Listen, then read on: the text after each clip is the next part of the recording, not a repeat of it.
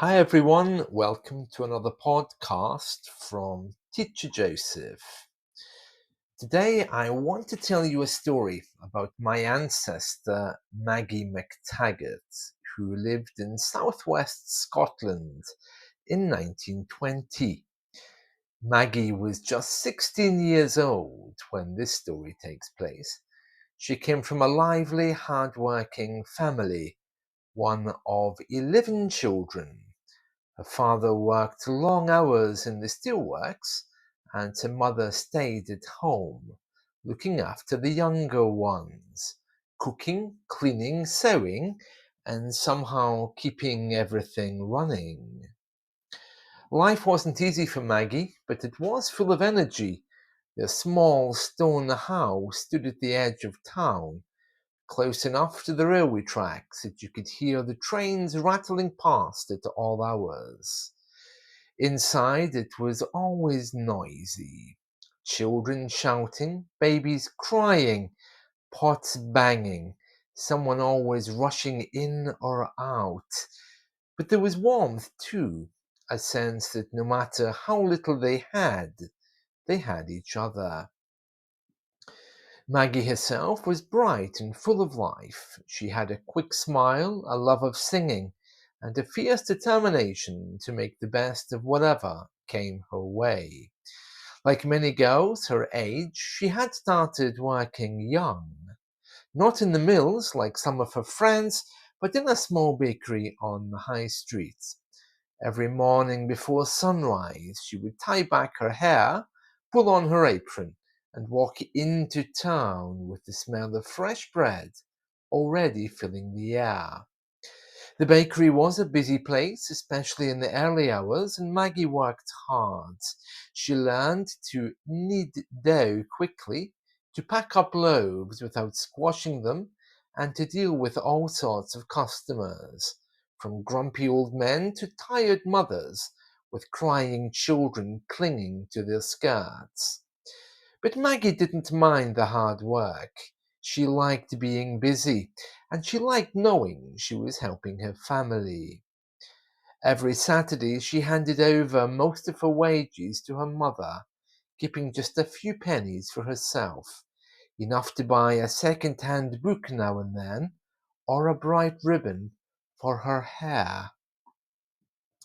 At home, Maggie helped raise her younger brothers and sisters. She mended torn clothes, told bedtime stories, and sometimes even led the whole group in games out in the fields after supper. She had a natural gift for finding joy in small things, the way the sun fell on the river, the sound of the church bells on a Sunday morning, the laughter of her brothers tumbling over each other in the long grass. Sometimes in the evenings, when the day's work was done and the younger ones had finally fallen asleep, Maggie would sit by the window with a book on her lap, dreaming of what life might hold for her.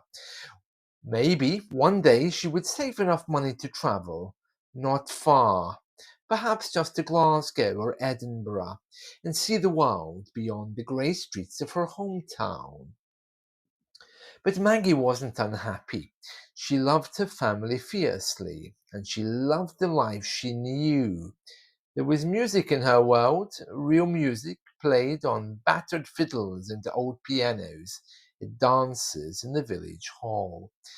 There were friendships that had lasted since childhood, solid and dependable, and there was a deep satisfaction of knowing that even with so many mouths to feed and so many worries to carry, her family never gave up on hope. In the spring of 1920, Maggie's life took a small but important turn. The bakery owner, impressed by her hard work and cheerful manner, offered her an apprenticeship to learn more about the business. It was an unexpected opportunity and one Maggie seized with both hands. She began learning how to balance the books, manage orders, and even create new recipes. It wasn't just about the money, although that helped too. It was about the pride she felt every time a customer smiled and complimented her work. It was about standing a little taller, knowing she was building a future for herself, bit by bit. That summer, there was a celebration in the town, a fair held in the fields just outside the church. Maggie went with her brothers and sisters, laughing as they ran from stall to stall, their pockets full of sticky sweets. She wore a blue dress her mother had helped her sew, and danced late into the evening under the open sky. When the stars came out, she sat with her friends by the riverbank, her bare feet dangling in the cool water. They spoke about dreams of traveling, of owning shops, of farms, of simply living good lives. Maggie listened, smiling quietly, her heart full. She didn't know exactly what the future would bring, but for the first time she believed it could be bright. Maggie McTaggart never became rich or famous or traveled very far from the town where she was born, but she built a life of meaning, full of laughter, kindness, and hard work. She became a pillar of her community, a woman others turned to for help or advice, someone who always had a warm loaf ready for a neighbor in need. And perhaps that's the best kind of legacy to leave behind, not one written in grand histories, but in small, steady acts of love that ripple outward long after we're gone. Today, when I think of Maggie, I don't picture tragedy or hardship. I see a bright-eyed girl with a ribbon in her hair, singing as she walks down a dusty road at sunrise, ready to face whatever the day will bring.